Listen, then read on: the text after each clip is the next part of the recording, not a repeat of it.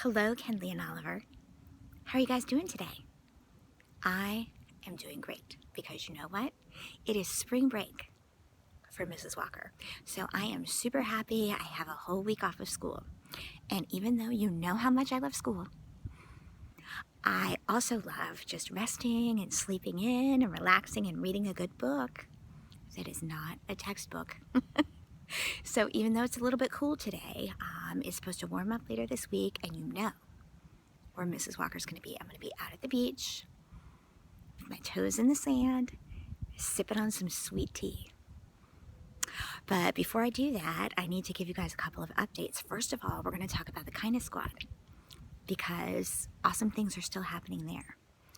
Now, it is the month of March, and we know that Easter is coming. And Mrs. Walker, I just can't help it. I just really have a heart for those boys and girls at the mission. There are still over 20 boys and girls that are homeless. They don't have any homes. And a few of them have been able to move out of the shelter, but when boys and girls move out of the shelter, more boys and girls come in because life is hard. Life is hard, and we're so blessed. Always remember how blessed we are that we have a home. So I want to be able to do something for them at Easter time. So we're going to put Easter baskets together and deliver them to the boys and girls of the mission. So I have all of the supplies. They're here at my house. We have Easter baskets and eggs and stuffed animals and puzzles and pencils and eggs full of slime. You know, slime, they're going to love that.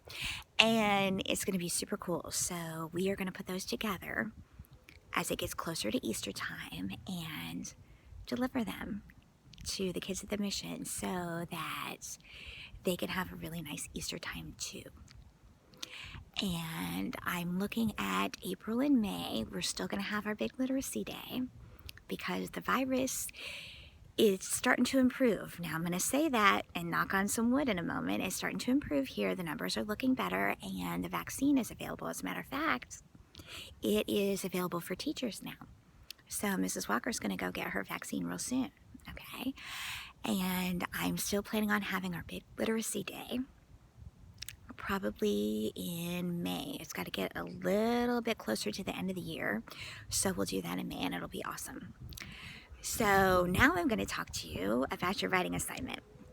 And I'm going to send you to one of my favorite websites. I'm going to put a link in the email that I'm going to attach this video to. Okay, I'm going to send you to a site called Study Jams. Okay, and I use that all the time as an introduction to my lessons in the classroom. And you may have already used this site. I don't know. That's the one thing that's really kind of hard about being so far away from you. I don't know what websites you go to and what you use for your information, but I'm going to send you to Study Jams. And it's a bunch of videos. Okay, now why is Mrs. Walker sending you to a website with videos? Because I want to show you this week that we can get our information in text, in articles, in books. That's true. But we can also get good information from videos.